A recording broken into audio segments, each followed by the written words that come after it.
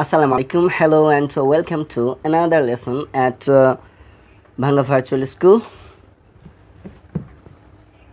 Actually, I'm a little bit late because load shedding was going on, and just a while ago the electricity came back.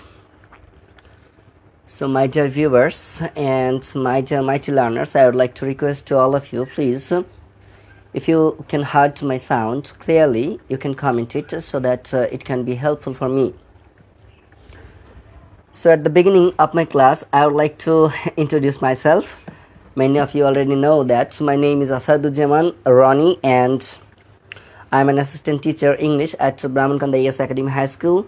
And today I'm going to take a class for the students of class 9-10 and the candidates of 2021-2022, or any other students who just wants to learn English and wants to improve his or her English.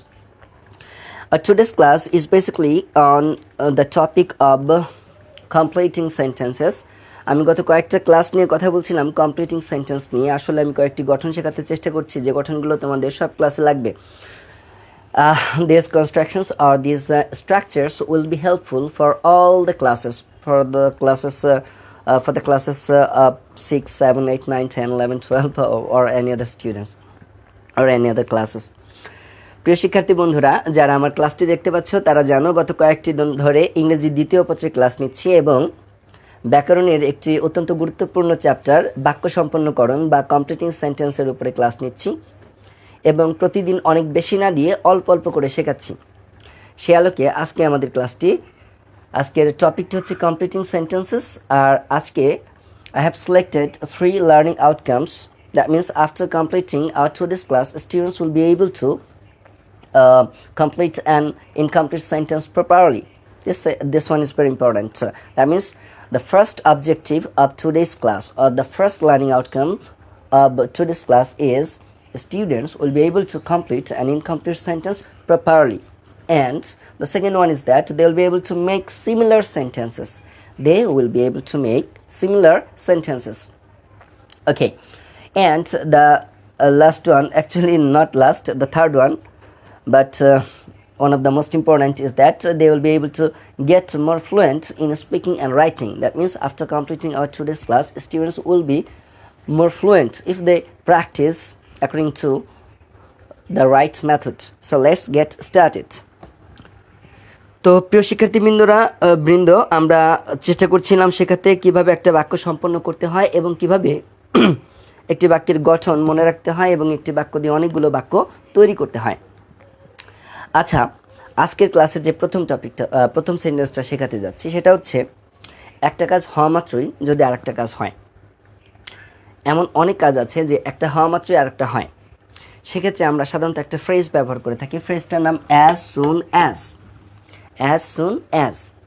একটা কাজ হওয়া মাত্রই যদি আরেকটা কাজ হয় তাহলে আমরা কি ব্যবহার করি? অ্যাজ সুন অ্যাজ এই ফ্রেজটাকে বাক্যের মধ্যে ব্যবহার করি। ওকে, এখন এই অ্যাজ সুন অ্যাজ আসলে কোন টেন্সে বসবে একটু দেখি। মূলত এটা যে কোনো টেন্সেই ব্যবহার করা যেতে পারে বাক্যের অর্থ অনুসারে, কিন্তু নবম দশম শ্রেণীর ইংরেজি দ্বিতীয় পত্রের যে 7 নম্বর প্রশ্নটি আছে বাক্য সম্পন্নকরণ, সেখানে যে রুলসে দিয়ে থাকে আমরা সেটা নিয়ে আলোচনা করব। সাধারণত অ্যাজ সুন অ্যাজ সব টেন্সে ব্যবহার করা গেলেও এর প্রাথমিক গঠন হচ্ছে as soon as plus subject plus V2। Object থাকলে অবজেক্ট, না থাকলে নাই। আর পরের অংশ সাবজেক্ট প্লাস V2, অবজেক্ট থাকলে অবজেক্ট, না থাকলে নাই। একটা বিষয় খেয়াল করো, V2 মানে সেকেন্ড স্টেজ অফ ভার্ব, যেটাকে আমরা ভার্বের পাস্ট ফর্ম বলে থাকি। অর্থাৎ সাবজেক্ট প্লাস ভার্বের পাস্ট ফর্ম অবজেক্ট, এটা হচ্ছে পাস্ট ইনডিফিনিট। সাবজেক্ট প্লাস ভার্বের পাস্ট ফর্ম, এটাও সাবজেক্ট পাস্ট ইনডিফিনিট। তাহলে কি হলো? অ্যাজ সুন অ্যাজ এর সাথে দুটোই পাস্ট ইনডিফিনিট টেন্স হবে। মনে রাখতে হবে অ্যাজ সুন অ্যাজ এর অংশটুকু আগে আসতে, তারপরে অবশ্যই একটা কমা ব্যবহার করতে হবে এবং পরের পাস্ট টেন্সটা আলাদা করে লিখতে হবে। এর অর্থগুলো হবে কেমন? একটি কাজ হওয়া মাত্রই, একটি কাজ হওয়া মাত্রই আরেকটি কাজ হলে, আর একটি কাজ হলে। তাহলে প্রিয় শিক্ষার্থীবৃন্দ বা প্রিয় শিক্ষার্থী বন্ধুরা, ডিয়ার ভিউয়ার্স, তোমরা বলো তো যে একটি কাজ হওয়া মাত্রই যদি আরেকটা কাজ হয়, সাধারণত আমরা কোন গঠনটি ব্যবহার করব? একটা হচ্ছে প্রথমে অ্যাজ সুন অ্যাজ বসাবো, তারপরে সাবজেক্ট, তারপরে ভার্বের পাস্ট ফর্ম, যদি অবজেক্ট থাকে অবজেক্ট, না থাকলে নাই, এবং এই অংশ আগে থাকলে অবশ্যই একটা কমা, পরবর্তী অংশে সাবজেক্ট, ভার্বের পাস্ট ফর্ম, অবজেক্ট বা বাকি অংশ। হ্যাঁ, এটাকে ঘুরিয়েও লেখা যাবে, আমি অর দিয়ে লিখে দিই একটু। যদি আমি প্রথমে সাবজেক্ট প্লাস ভার্বের পাস্ট ফর্ম প্লাস অবজেক্ট লিখি আর তারপরে যদি অ্যাজ সুন অ্যাজ ব্যবহার করি, এক্ষেত্রে মনে রাখতে হবে অর্থ একই হবে, টেন্সও একই হবে, সবই একই হবে, কিন্তু শুধু কমাটা থাকবে না, এটা গুরুত্বপূর্ণ। সাবজেক্ট প্লাস ভি2 প্লাস অবজেক্ট, অর্থাৎ প্রথমে সাবজেক্ট প্লাস ভি2 প্লাস অবজেক্ট থাকলে পরের অংশ সাবজেক্ট প্লাস ভি2 প্লাস অবজেক্ট দিব যদি মাঝখানে আমাদের অ্যাজ সুন অ্যাজ থাকে। তাহলে তোমরা আমাকে 1 মিনিটের মধ্যে বলো তো যে অ্যাজ সুন অ্যাজ যুক্ত বাক্যের গঠনটি কি। আমি একটু ঢেকে রাখছি, তোমরা একটু ট্রাই করো। 1 মিনিট না, 30 সেকেন্ডস সময় দিচ্ছি, তোমরা একটু ভাবার চেষ্টা করো অ্যাজ সুন অ্যাজ যুক্ত বাক্যের গঠনটি আসলে কেমন হয়। সাবজেক্ট প্লাস ভি2 প্লাস অবজেক্ট থাকলে অবজেক্ট, তারপরে অ্যাজ সুন অ্যাজ, তারপরে সাবজেক্ট প্লাস ভি2, অর্থাৎ পাস্ট ইনডিফিনিট। যদি মাঝখানে অ্যাজ সুন অ্যাজ রাখি তাহলে কোনো কমা লাগবে না, আর যদি ফার্স্টে অ্যাজ সুন অ্যাজ যুক্ত অংশটা রাখি তাহলে as soon as plus subject plus ভি2 plus object যদি থাকে, তারপর একটা কমা, তারপরে সাবজেক্ট প্লাস ভি2। বাকির অর্থ কেমন হবে আমি এক্সাম্পল দেবো, খেয়াল করো, তোমরা একটু দেখো। I'm sorry, I'm taking a cup of coffee because it's my regular routine and today I haven't taken it yet. That's why I'm doing it. And as it is আমার ঘরে আমার school, that's why I'm doing it. Okay. একটি কাজ হওয়া মাত্র যদি আরেকটি কাজ হয়, কি লিখবো? As soon as plus subject plus ভি2 plus object এবং পরবর্তী অংশ সাবজেক্ট প্লাস ভি2 প্লাস অবজেক্ট। অনেকেই সঠিক উত্তর দিতে পেরেছো। আমরা একটি বাক্য লিখি, আমি আশা মাত্রই সে চলে গেল। ধরো আমি আসা মাত্রই সে চলে গেল, বাক্যটা কি হবে? দুটো কাজ ঘটেছে, একটা ঘটা মাত্রই আর একটা ঘটেছে। আমি আসা মাত্রই সে চলে গেছে। যারা এই বাক্যটা পারবা তারা পারবে সে যাওয়া মাত্রই আমি চলে আসলাম, বা তাকে দেখা মাত্রই আমি তাকে ডাক দিলাম, অথবা তার ফোন নাম্বারটি পাওয়া মাত্রই আমি তাকে কল দিলাম, অথবা এরকম হাজারো বিষয় হতে পারে। তবে আমাদের দেশের বইগুলোতে সাধারণ এক্সাম্পল দেওয়া থাকে, আমরা স্টেশনে পৌঁছানো মাত্রই ট্রেনটা ছেড়ে গেল। আমরা স্টেশনে পৌঁছানো মাত্রই ট্রেনটা ছেড়ে গেল। এই ট্রেন ছাড়ুক আর না ছাড়ুক, বিষয় না, বিষয় হচ্ছে একটা কাজ হওয়া মাত্রই যদি আরেকটা কাজ হয় তাহলে আমরা সাবজেক্ট প্লাস ভি2 ব্যবহার করব, দুটো অংশে মাঝখানে অ্যাজ সুন অ্যাজ দিব, সেক্ষেত্রে কমা লাগবে না, আর অ্যাজ সুন অ্যাজের অংশ আগে দিলে কমা লাগবে।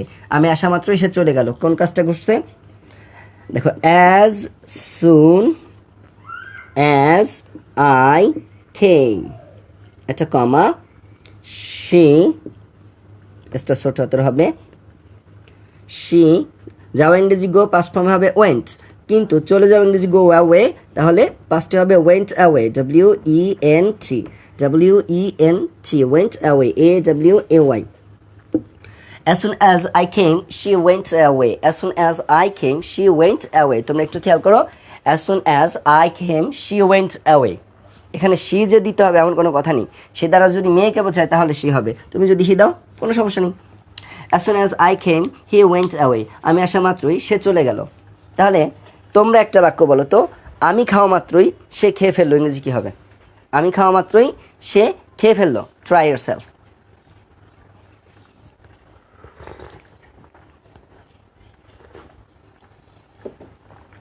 ওকে, আমি খাওয়া মাত্র সে খেয়ে ফেললো, কী হবে? As soon as I ate, comma, she ate. আমরা স্টেশনে পৌঁছানো মাত্রই ট্রেনটা ছেড়ে দিল। As soon as we reached the station, comma, the train left. ঘুরিয়েও বলা যাবে, the train left as soon as we reached the station, সেক্ষেত্রে কমাটা হবে না। ডাক্তার আসা মাত্রই রোগীটা মারা গেল, যদিও বিষয়টা ভালো না, তারপরে এক্সাম্পলের জন্য শেখাচ্ছি। ডাক্তার আসা মাত্রই রোগীটি মারা গেল। As soon as the doctor came, the patient died. As soon as the doctor came, the patient died. অথবা the patient died as soon as the doctor came. ইচ্ছে মতো করা যাবে, ইচ্ছে মতো ঘোরানো যাবে। আমি দেখতে পাচ্ছি 4 জন লাইভে আছে, আমি সবাইকে অনুরোধ করব প্লিজ আপনারা ক্লাসটি শেয়ার করে দিন, তাহলে বলা চলে সব শ্রেণীর শিক্ষার্থী উপকৃত হবে। এমনকি যারা পড়াশোনা শেষ করে চাকরির জন্য পড়াশোনা করছে তাদের জন্য এই গঠনটি লাগবে, অত্যন্ত গুরুত্বপূর্ণ এই ক্লাসটি। ওকে, তাহলে শিক্ষার্থীদের জন্য আমি ধাপে ধাপে বাড়ির কাজ দিব, শেষে লিখে দিব। তবে মাঝখানে তোমরা একটু মনে রেখো যে এই যে আমি বাক্যটি শেখাচ্ছি, তোমরা চেষ্টা করবে কমপক্ষে একটি বাক্য দিয়ে একেবারে ন্যূনতম আরও প্রায় কমপক্ষে 20টি বাক্য তৈরি করবে। অর্থাৎ আমি আসা মাত্রই সে চলে গেল, বাবা আমাকে ডাকা মাত্রই আমি চলে গেলাম, আমি শিক্ষককে দেখা মাত্রই সালাম দিলাম, আজান দেওয়া মাত্রই আমি মসজিদের উদ্দেশ্যে রওনা হলাম। এই বাক্যগুলো তোমরা করবে।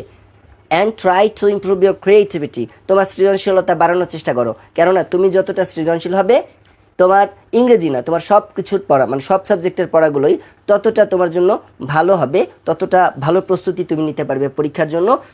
মানে বলা যায় যে জীবনের জন্য তোমার প্রস্তুতিটা অতটাই ভালো হবে। তাহলে আমি আসা মাত্রই সে চলে গেল, as soon as I came he went away. তাহলে এরকম একটা বাক্য আছে যে শিক্ষক ক্লাসে আসা মাত্রই শিক্ষার্থীরা হইচই বন্ধ করে দিল। কি হবে? শিক্ষক ক্লাসে আসা মাত্রই শিক্ষার্থীরা হইচই বন্ধ করে দিল। As soon as the teacher came to the class, comma the students stopped noising or stopped making a noise. Stopped noising দিলেও হবে, এক্ষেত্রে নয়েজ ভার্ব, আর stopped making a noise is a phrase. So শিক্ষক ক্লাসে আসা মাত্রই শিক্ষার্থীরা হইচই বন্ধ করে দিল।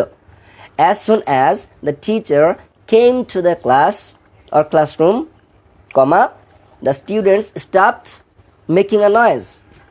খুব সোজা, একটু ভাবো। আমি একটু স্লোলি বলার চেষ্টা করছি।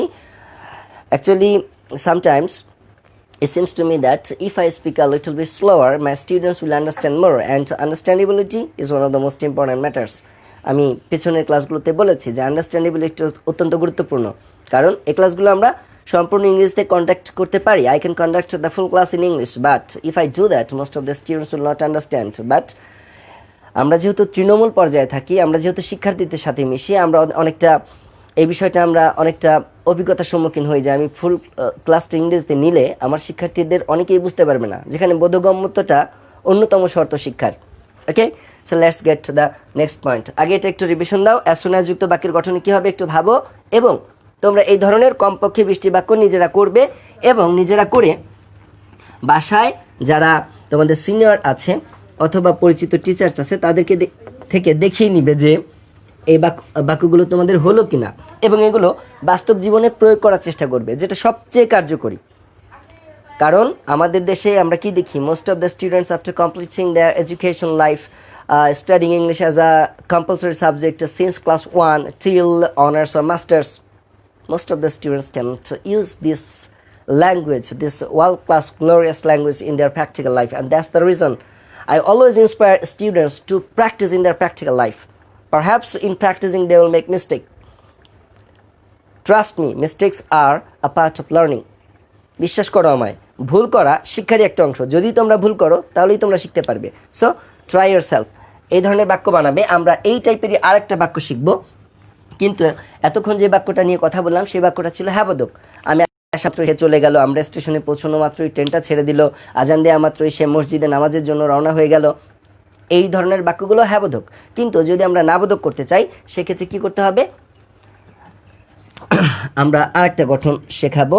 No sooner had dot dot dot then, অথবা নো সুনারের পরিবর্তে আমরা ব্যবহার করতে পারবো হার্ডলি অথবা স্কেয়ারসলি, SCARCELY, স্কেয়ারসলি। হ্যাডের জায়গায় হ্যাড থাকবে। গঠনটা আমি লিখিনি, আমি শুধু ক্লুটা দিচ্ছি। এখানে দেনের জায়গায় ওয়েন হবে। গঠনটা আমি নিচে লিখবো। অর্থটা কেমন হবে? একটা কাজ হতে না হতেই আরেকটি কাজ হলে। আগেরটা বলেছি একটা কাজ হওয়া মাত্রই যদি আরেকটা হয় অ্যাজ সুন অ্যাজ ব্যবহার করব, কিন্তু একটি কাজ হতে না হতেই যদি আরেকটি কাজ হয় সেক্ষেত্রে আমরা নো সুনার হ্যাডের গঠনটি ব্যবহার করব। গঠনটি লিখে দিব, তার আগে অর্থটা দেখি। একটি কাজ হতে না হতেই অন্য একটি কাজ সম্পন্ন হলে আমরা কোন গঠনটা ব্যবহার করব? তোমাদের পেছনের পর থেকে একটু বলি। তোমরা বলো তো পাস্ট ইনডিফিনিট টেন্সের গঠন কি এবং পাস্ট পারফেক্ট টেন্সের গঠন কি? একটু ভাবো, 30 সেকেন্ডস। যারা আমার ক্লাসটি দেখছেন অনুরোধ করব যে আপনারা যদি এই পাস্ট ইনডিফিনিট এবং পাস্ট পারফেক্টের গঠনটি পারেন, শুধু পাস্ট ইনডিফিনিটের গঠনটি আপনারা লিখে দিন কমেন্টে, এবং আলাদা করে কমেন্টে আবার লিখুন পাস্ট পারফেক্টের গঠন।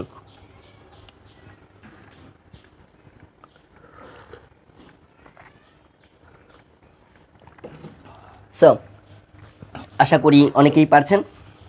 বা প্রিয় শিক্ষার্থীরা তোমরা অনেকেই পেরেছো। আমরা গেট টু দ্য পয়েন্ট। আসলে একটু খেয়াল করো, আমি একটু আলাদা করে লিখছি। আর লার্নিং আউটকামসটা আমি মুছে দিচ্ছি, কারণ বোর্ডে আমি অনেক কিছু লিখবো। মনে রাখবা লার্নিং আউটকামস কী কী, যে আজকের ক্লাসটা সম্পন্ন হলে আমরা একটা অসম্পূর্ণ বাক্যকে সম্পন্ন করতে পারবো যথাযথভাবে। আর 2 নাম্বার কি, আমরা একই ধরনের বাক্য তৈরি করতে পারবো আর অনেকগুলো। আর get more fluent in speaking and writing, তোমাদের লেখায় এবং তোমাদের বলায় আরও বেশি অনর্গলতা আসবে। আচ্ছা, মুছে দিচ্ছি, কারণ হচ্ছে আমার এখানে কিছু পয়েন্টস লিখতে হবে তোমাদের বোঝানোর জন্য। দেখো, পাস্ট ইনডিফিনিটের সাধারণ গঠন হচ্ছে সাবজেক্ট প্লাস V2, অবজেক্ট থাকতেও পারে নাও থাকতে পারে, সব বাক্যে অবজেক্ট থাকবে এমন কোনো শর্ত নেই। আচ্ছা, আর পাস্ট পারফেক্টের গঠন হচ্ছে subject plus had plus V3, এটা হচ্ছে মূল গঠন, subject plus had plus V3। তাহলে subject plus had plus V3 এটা হচ্ছে পাস্ট পারফেক্টের গঠন। আর সাবজেক্ট প্লাস V2 বা ভার্বের সেকেন্ড স্টেজ, এটা হচ্ছে পাস্ট ইনডিফিনিট টেন্স। মূলত নোস নর হ্যাড বা হার্ডলি হ্যাড বা স্ক্যাসলি হ্যাড যুক্ত বাক্যগুলো দুটো টেন্সের সমন্বয় হয়, এই পাস্ট ইনডিফিনিট আর পাস্ট পারফেক্ট, পাস্ট ইনডিফিনিট আর পাস্ট পারফেক্ট, কিন্তু একটু ভিন্নভাবে। গঠনটা একটু খেয়াল করো। দেখো, নো সুনার হ্যাড যুক্ত বাক্যগুলো যখন আসবে তখন প্রথমে নো সুনার হ্যাড, দেখো মূল বিষয়টা ছিল হচ্ছে subject plus had plus V3 হচ্ছে পাস্ট পারফেক্ট। মূলত নো সুনারের সাথেও পাস্ট পারফেক্ট থাকে, কিন্তু একটু ভিন্নভাবে। পাস্ট পারফেক্টের সাধারণ গঠন সাবজেক্টের পরে হ্যাড তারপরে V3, কিন্তু যখনই নো সুনার চলে আসে তখন হ্যাডটা আগে চলে আসে, অর্থাৎ নো সুনারের পরে চলে আসে। তাহলে হ্যাঁ, এই হ্যাডটা যদি চলে আসে নো সুনারের হ্যাড আগে, তাহলে কি থাকে, সাবজেক্ট আর V3, তাহলে প্লাস সাবজেক্ট প্লাস V3।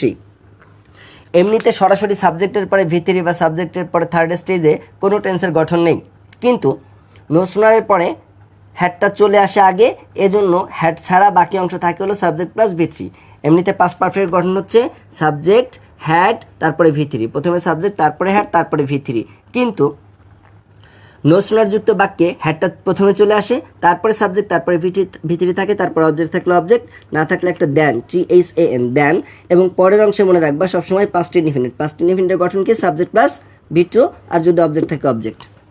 যদি কেউ বুঝে না থাকো কমেন্টে লিখতে পারো, আমি I'll try my best to solve your problem if you just write your problem in the comment section.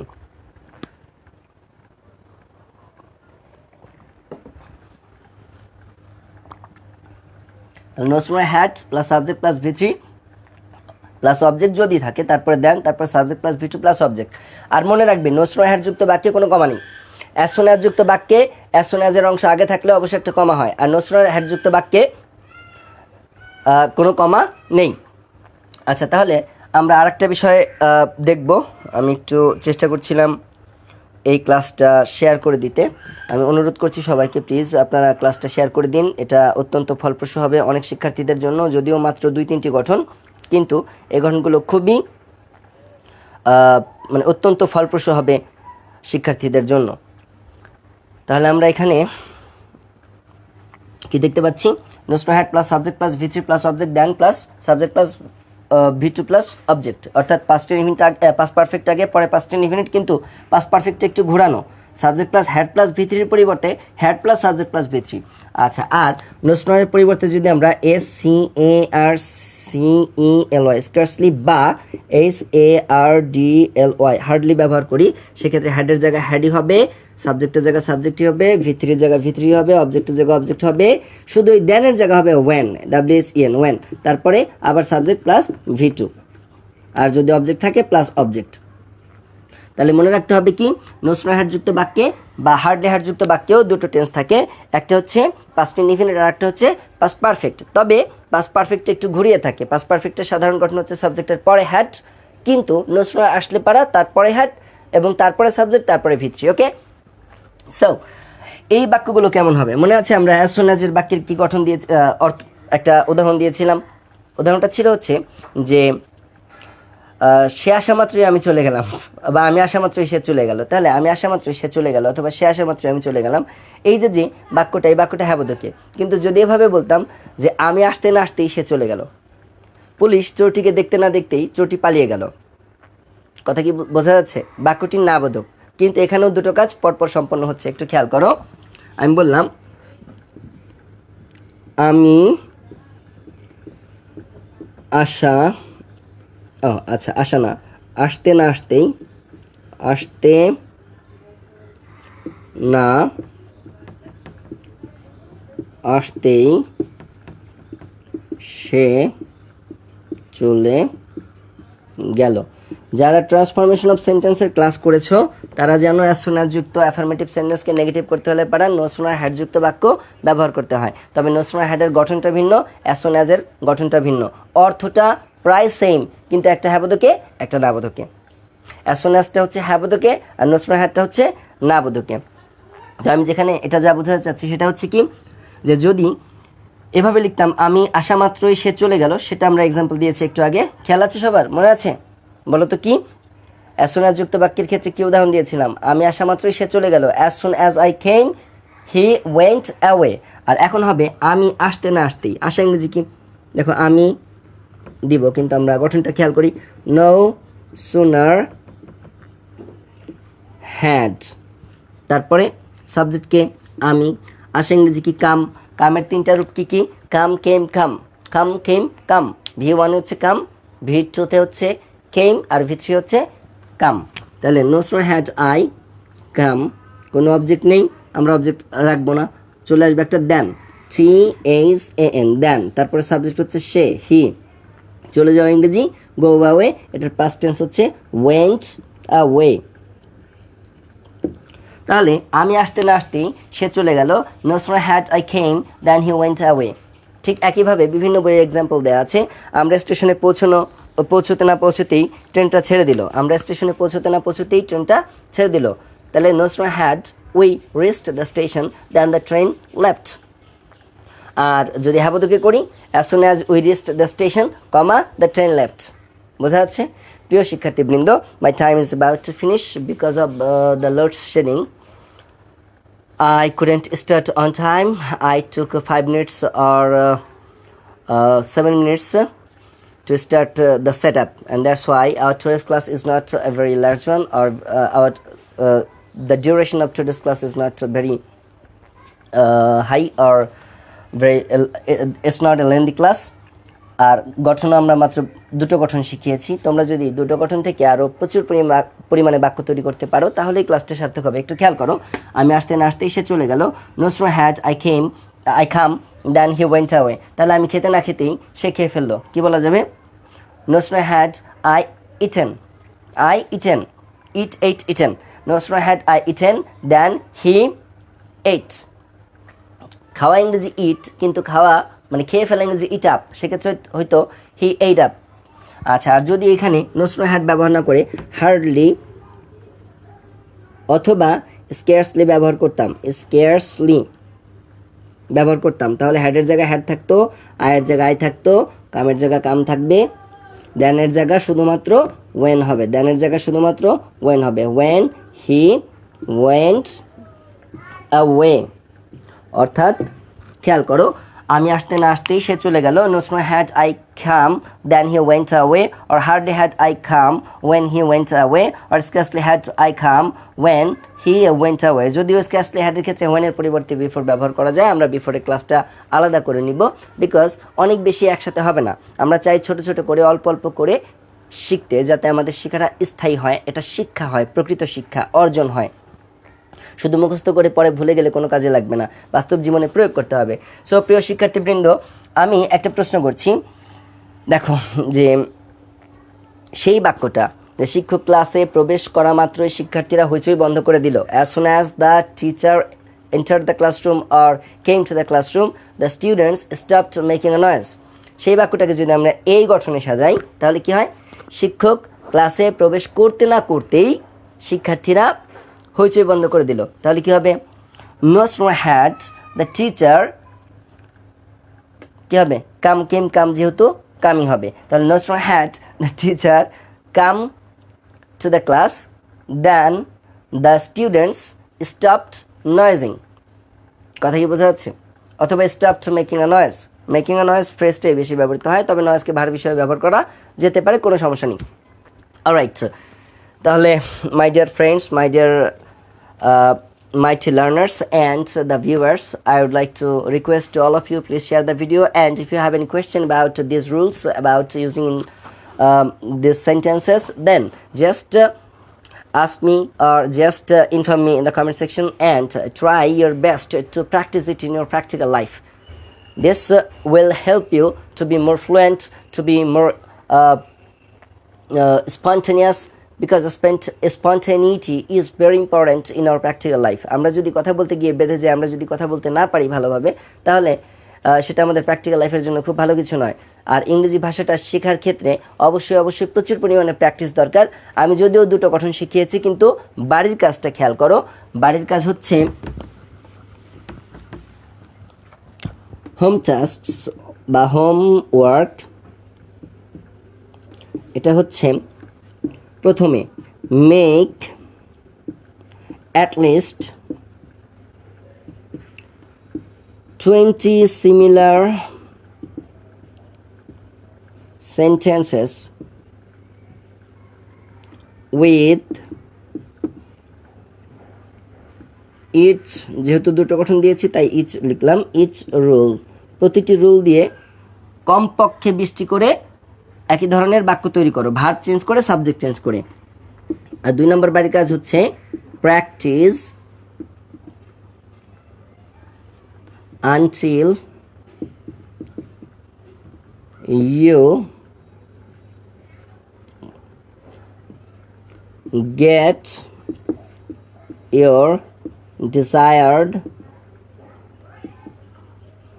fluency। যতক্ষণ মুখে তোমার অনর্গলতা না আসবে, যতক্ষণ তুমি স্বতঃস্ফূর্তভাবে বলতে না পারবে, ততক্ষণ পর্যন্ত প্র্যাকটিস করতে থাকো। প্রতিটি রুল দিয়ে 20টি করে বাক্য তৈরি করবা, আর ওই 20টি বাক্যকে এতবার এত বেশি প্র্যাকটিস করবা, জোরে জোরে শব্দ করে। লোকে যদি পাগল বলে বলুক বলুক, লোকে অনেক কিছুই বলবে, কিন্তু তোমরা যদি না করো শিখবা না। মনে রাখবা, who does nothing makes no mistakes, who makes no mistakes learns nothing. যে কিছু করে না সে কিছু শেখে না। যে কিছু করে না সে কোনো ভুল করে না, আর যে কোনো ভুল করে না সে কিছু শেখে না। ভুল হতেই পারে, but try yourself, try your best to practice in your practical life. Thank you very much. আজকের ক্লাসটি দেখার জন্য সবাইকে ধন্যবাদ। প্লিজ শেয়ার করে দিন। আর বাংলা ভার্চুয়াল স্কুল কর্তৃপক্ষ বা আমার ঘরে আমার স্কুলের এই যে কর্তৃপক্ষ, যারা নিরলস শ্রম দিয়ে যাচ্ছেন, নিঃস্বার্থ শ্রম দিয়ে যাচ্ছেন শিক্ষার্থীদেরকে পড়াশোনার সাথে জড়িত রাখার জন্যে, পড়াশোনা থেকে তারা যাতে বিচ্যুত না হয়, তাদের সাথে বইয়ের সম্পর্কে যেন দূর না হয়, এর জন্য যারা শ্রম দিয়ে যাচ্ছে সবাইকে মন থেকে জানাই আন্তরিক ধন্যবাদ।